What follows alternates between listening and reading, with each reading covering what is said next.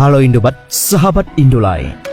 Sejak merdeka, Ukraina hampir selalu berkonflik dengan Rusia yang mengklaim bahwa secara historis dua negara itu adalah satu bangsa.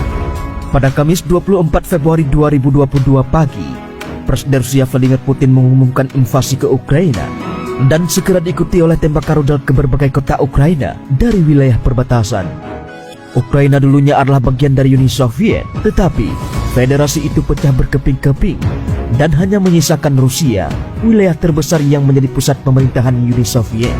Nah, berikut kronologi sejarah politik Ukraina sejak lepas dari Moskwa pada tahun 1991. Pada tahun 1991, Leonid Kravchuk, pemimpin Ukraina, menyatakan kemerdekaan dari Uni Soviet yang kemudian disahkan lewat referendum. Kravchuk kemudian terpilih sebagai presiden. 1994, Leonid Kuchma mengalahkan Kravchuk dalam pemilihan presiden yang dinilai terbuka dan adil. Pada tahun 1999, Kuchma terpilih lagi, tetapi pemilihan presiden ketika itu diwarnai banyak laporan kecurangan. Pada tahun 2004, kandidat presiden Viktor Yanukovych yang sangat pro-Rusia terpilih sebagai presiden. Akan tetapi, dia dituduh melakukan kecurangan dan memicu aksi demonstrasi massal yang disebut Revolusi Oranye. Revolusi itu berhasil mendorong dilakukannya pemilihan ulang dan muncul sebagai pemenang adalah Viktor Yushchenko. Pada tahun 2005, Yushchenko dilantik sebagai presiden dengan janji membawa Ukraina lepas dari bayang-bayang Kremlin dan mendekat ke Fakta Pertahanan Atlantik Utara atau NATO serta Uni Eropa. Dia menunjukkan taipan perusahaan energi Julia Timoshenko sebagai Perdana Menteri, akan tetapi kemudian dipecat karena konflik internal. Pada tahun 2008, NATO berjanji suatu hari nanti Ukraina akan menjadi anggotanya. 2010, Yanukovych yang pro-Rusia mengalahkan Timoshenko dalam pemilihan presiden. Rusia dan Ukraina menyepakati kerjasama pasokan dan harga gas alam, dan sebagai balasannya, keberadaan Angkatan Laut Rusia di Pelabuhan Laut Hitam Ukraina diperpanjang. Pada tahun 2013, pemerintahan Yanukovych menghentikan perundingan dagang dengan Uni Eropa.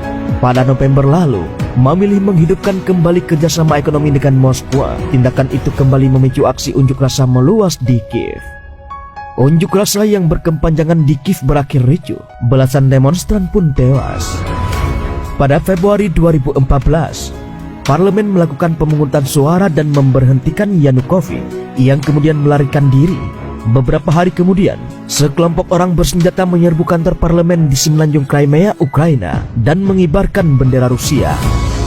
Pada 15 Maret 2014, Moskwa menganeksasi Crimea lewat referendum di mana mayoritas warga setempat memilih bergabung dengan Federasi Rusia.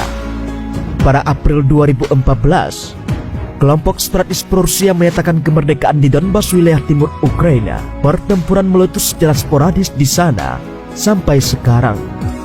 Pada bulan Mei 2014, pengusaha Petro Poroshenko terpilih sebagai presiden Ukraina dengan agenda perubahan.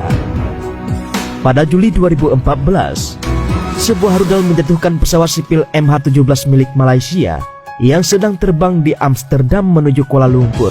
Saat itu, menewaskan 298 orang di dalamnya. Penyidikan menemukan bukti bahwa rudal itu buatan Rusia yang membantah keterlibatan. Pada tahun 2017, Ukraina dan Uni Eropa menyetujui pasar bebas barang dan jasa dan fasilitas bebas visa bagi warga Ukraina yang masuk ke negara-negara Uni Eropa. Pada tahun 2019, Rusia marah setelah ribuan aliran gereja Ortodoks Ukraina mendapat pengakuan resmi dari pemerintah. Pada April 2019, mantan aktor Volodymyr Zelensky mengalahkan Poroshenko dalam pemilihan presiden dengan janji memberantas korupsi dan mengakhiri perang di wilayah timur Ukraina. Partai Pelayan Rakyat yang dia pimpin juga menang dalam pemilihan parlemen. Pada Juli 2019, Presiden Amerika Serikat Donald Trump meminta Zelensky untuk menyelidiki Joe Biden, rivalnya, dalam pemilihan Presiden Amerika Serikat dan putra Biden Hunter, atas dugaan kesepakatan bisnis di Ukraina. Pembicaraan ini membuat DPR Amerika Serikat memakzulkan Trump.